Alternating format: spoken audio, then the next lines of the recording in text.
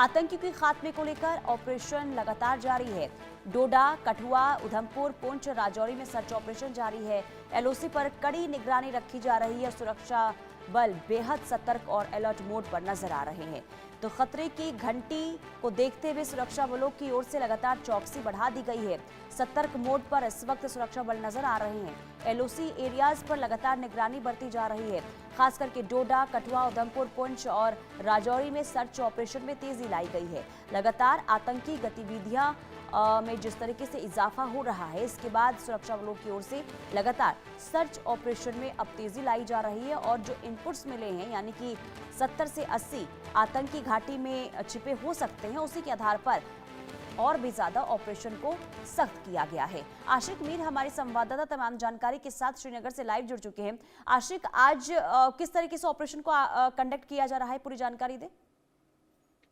देखिए पनीता, बिल्कुल लगातार जम्मू कश्मीर में बीते कई दिनों से एंटी टेरर ऑपरेशन चलाया जा रहा है। अगर हम उत्तरी कश्मीर और दक्षिणी कश्मीर के घने जंगलों की बात करें, जहां पर सुरक्षा बलों को ये इनपुट लगातार मिल रहा है कि आतंकी जो है इन्हीं घने जंगलों को अपनी बेस बनाए हुए है, जिसके जी। चलते अब ये सर्च ऑपरेशन जो है मजीद तेज कर दिए गए हैं। और लगातार एलओसी के एरियाज में काफी ज्यादा तनावपूर्ण स्थिति बनी हुई है, क्योंकि बीते कुछ दिनों से लगातार घुसपैठ की कोशिशें आतंकियों के द्वारा भी की जा रही है। और ये भी इनपुट आ रहा है कि 120 के करीब आतंकी टेरर लॉन्चिंग पैड्स पर इसी चीज का इंतजार कर रहे हैं कि कब उनको मौका मिले वो घुसपैठ करे। फिलहाल घाटी में मौसम जो है सुबह शाम धुंध छाई रहती है, और इसी धुंध का फायदा ये आतंकी उठाने की कोशिश कर रहे हैं। लेकिन सुरक्षा जो है काफी ज्यादा मजबूत एलओसी के एरियाज में भी की गई है, जहां पर 24 घंटे पेट्रोलिंग की जा रही है। और साथ साथ जो गैजेट्स भारतीय सेना के पास है, चाहे हम थर्मल इमेजेस की बात करें या ड्रोन सर्वेलेंस की बात करें, तो इसको भी काफी ज्यादा बढ़ा दिया गया है, जिसके चलते ये इन्फिल्ट्रेशन अटेम्प्ट जो है रुक गए हैं। फिलहाल लगातार सर्च जो है वो कंडक्ट किए जा रहे हैं, और ये भी इनपुट आ रहा है कि 80 से ज्यादा आतंकी अभी घाटी में सक्रिय है, जिनको न्यूट्रलाइज करने के लिए अलग अलग जगहों पर ये सर्च ऑपरेशंस चलाए जा रहे हैं। पुनीता। आशिक, जिस तरीके से ऑपरेशन में तेजी लाई गई है, ऐसे में अगर हम पिछले साल की तुलना करें तो क्या आतंकियों की जो गतिविधियां उसमें कमी देखने को मिली है, खौफ देखने को मिल रहा है आतंकियों में?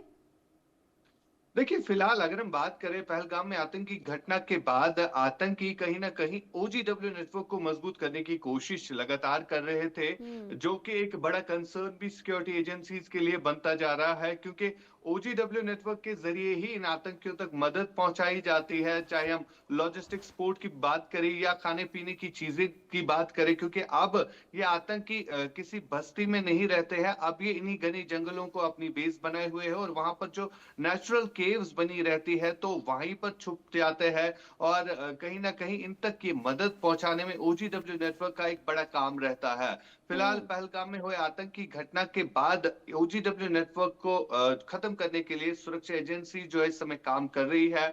और कहीं ना कहीं ऐसा कोई इंसिडेंट जो है हमने नहीं देखा। हालांकि कुछ इनकाउंटर्स हमने साउथ कश्मीर में देखे, जहां पर पहलगाम के मुख्य आरोपियों को भी मारा गया जो उसमें शामिल रहे थे। उनका एनकाउंटर श्रीनगर के दाची गांव में हुआ, और इसके अलावा गडोल फॉरेस्ट एरिया में भी एनकाउंटर्स जो है वो चलते रहे। फिलहाल ऐसी कोई टेरर एक्टिविटी जो है घाटी में नजर नहीं आई, जिसमें हम्म। कहीं ना कहीं सुरक्षा बलों को जो है काफी नुकसान जो है हो सकता है। लेकिन फिलहाल जो इन्फिल्ट्रेशन अटेम्प्ट्स है वो काफी ज्यादा बढ़ गए हैं, और बीते कुछ दिन पहले हमने देखा था कि युद्ध विराम का उल्लंघन भी कुपवारा साइड से किया गया। दरअसल ये इसलिए किया जाता है ताकि आतंकियों को सेफ पैसेज दिया जाए। पाकिस्तानी सेना हमेशा इन आतंकियों को पीछे रहती है कि इनको मदद भी देती है कि किस तरह से वो इन्फिल्ट्रेट करें। लेकिन फिलहाल जिस तरह से भारतीय सेना और बीएसएफ की तरफ से इन एलओसी एरियाज में चौकसी बढ़ा दी गई है, जी। तो जीरो इन्फिल्ट्रेशन जो है वो सामने देखने को मिल रही है अभी तक।